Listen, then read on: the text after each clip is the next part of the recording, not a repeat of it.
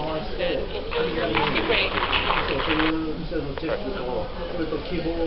the nice introduction, you made my work a lot easier. So today I'm going to continue the theme of talking about experimental probes of the interesting topological features of Weil indirect semimetals.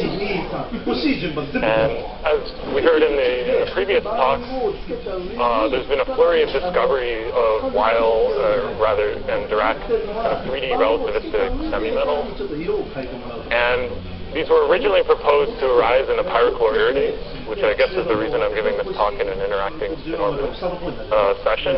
But actually, in reality, all the materials where they've been actually discovered are rather weakly correlated semiconductor-like materials, and so I will ignore interactions throughout my talk. And there are two kind of classes of materials that we're interested in. One are these Weil semimetals, where we have individual kind of Weil points that are not doubled, and it's kind of Dirac semimetals, which you can picture, as mentioned, as doubled Weil semimetals of opposite chirality, but protected from mixing by some crystal symmetry.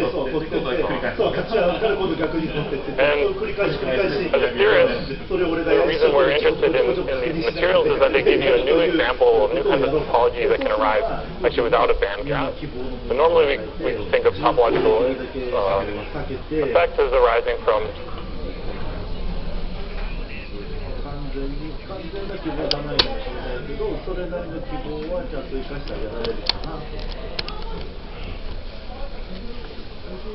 or rather weakly correlated semiconductor-like materials, and so I will ignore interactions throughout my talk.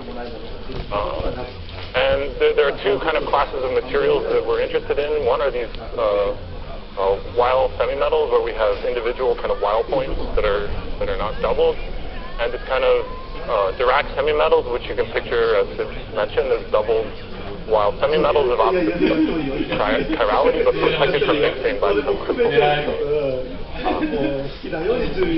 And as a theorist, the reason we're interested in these materials is that they give you a new example of new kinds of topology that can arise actually without a band gap.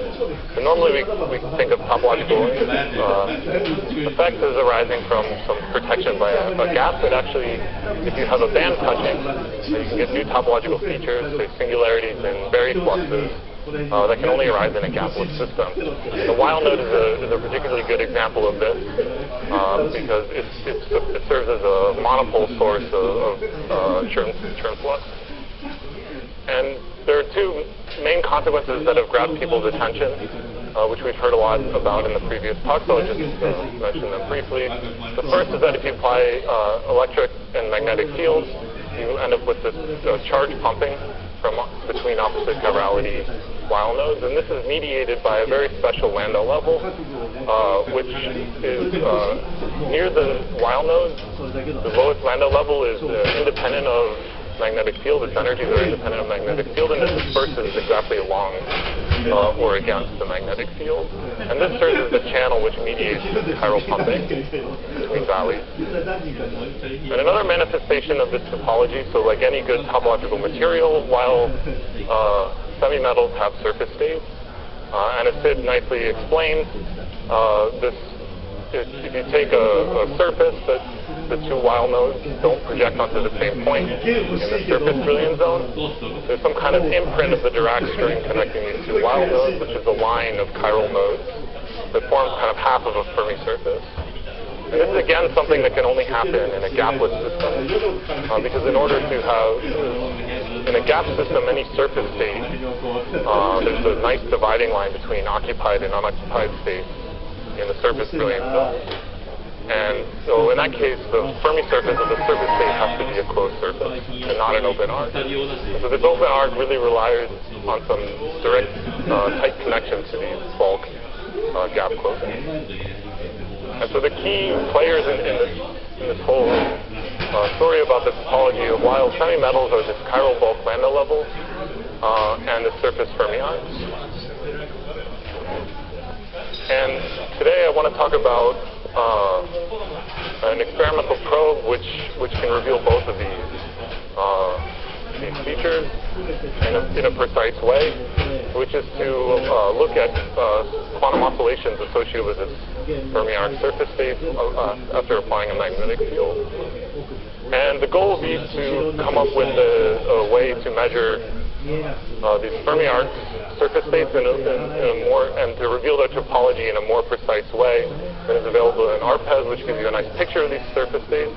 But it's hard to look at, what's happening here. Are they really forming a closed surface state? Are they meeting the bulk Fermi pocket? Or are they just some kind of conventional surface orbit? So I want to start with outlining some theory about what happens when you turn on a magnetic field in a wild semi-metal. In the second half of the talk, I'll discuss a little bit of some experimental measurements by James Analysis group and MIT. So the theory part was done in collaboration with Itamar, who I believe is in the audience, and he will be a postdoc at MIT starting very soon, and also Ashton. So just as a reminder, I'm sure everyone in the audience is familiar with this, but quantum oscillations by applying a magnetic field is sort of a classic way of getting a precision measurement of a Fermi surface. And the main idea is that when you apply a magnetic field, semi-classically, electrons just orbit equal potential lines of your Fermi surface. And if you look at quantized versions of these magnetic orbits, they pass through the Fermi level in a periodic pattern when plotted against 1 over the magnetic field.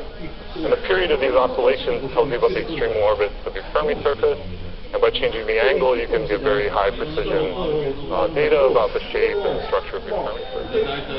And these blips show up in anything that's sensitive to density of states, so magnetization. I'll be talking mostly today about conductivity, but also they show up in crystalline density states in most physical probes. So if we want to apply this kind of measurement to a wild semi-metal, we immediately face a conundrum, which is that if I start an electron in the surface Fermi arc, and I turn on a magnetic field, the electron will slide via the lens force towards the end of the arc. But at the end of the arc, where does the electron go?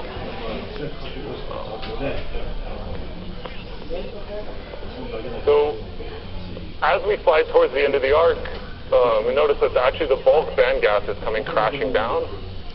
And so this single band picture that we usually think of with semi-classical orbits is breaking down. And you can show that what happens is actually the electron gets shoved into the bulk state, the only place for it to go. So once in the bulk, what happens? So it's easiest to think at very low energies, the only state available is actually this chiral Landau level for the bulk. And this chiral Landau level can act as a kind of one-way moving conveyor belt that drags the electron to the opposite surface, the bottom surface of the sample. And there it finds kind of its missing partner, the rest of this Fermi surface that I've kind of divided and is doing some long-distance relationship across the sample. And then, so on the bottom surface, we can kind of complete the other half of the orbit in exactly the same manner and get a closed magnetic orbit. And so this will be the source of all the phenomena that I'll talk about. And so I just want to make a couple comments. This is an interesting orbit. It's a closed magnetic orbit on a non-local Fermi surface. And it's some mixture of some semi-classical motion and some quantized chiral Landau level motion. And one bizarre feature of this is that it actually can enclose zero flux relative to the magnetic field. So the real space motion of this can actually be completely parallel to the magnetic field, which is something that won't happen for conventional cyclotron orbits. And the other thing I want to mention is that even though I kind of motivated this orbit at low energies where the bulk chiral Landau level is the only state around, you can easily convince yourself that this orbit occurs at any energy where there's this bulk chiral Landau level. And the reason for this is that if I look at this bulk chiral Landau level, I can't form a closed quantum orbit with just one chirality Landau level. I need both. So the only way they can connect at small fields, because momentum you can think is not quite conserved, but it's roughly conserved up to the inverse magnetic length. So if the inverse magnetic length is much less than its arc length, the only way they can connect is by sliding along this Fermi arc. So there's a really topological connection that when I turn on the field, I reveal that this Fermi arc is actually the same state as this chiral Landau level. They're intertwined.